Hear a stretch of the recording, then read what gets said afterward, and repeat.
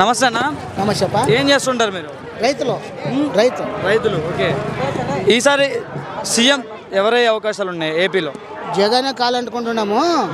ఇప్పుడు మాకు జగన్ ఏం చేయాలంటే ఊర్లో అన్న క్యాంటీన్ పెట్టాలా, మండలానికి ఒకటి అన్న క్యాంటీన్ ఒకటి పెట్టి బ్రాందీ సీసాలు తాగే వాళ్ళు ఉంటారు కదా, వాళ్ళకి రేటు తగ్గియాలా.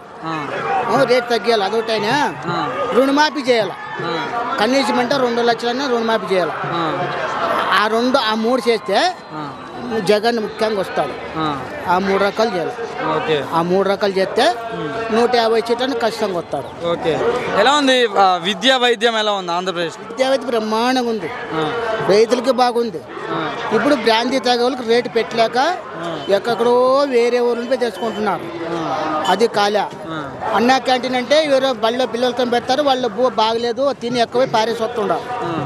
అన్న ఒక మండలానికి ఒకటి అన్నా క్యాంటీన్ పెట్టి రుణమాఫీ పెట్టాలి రైతులకు.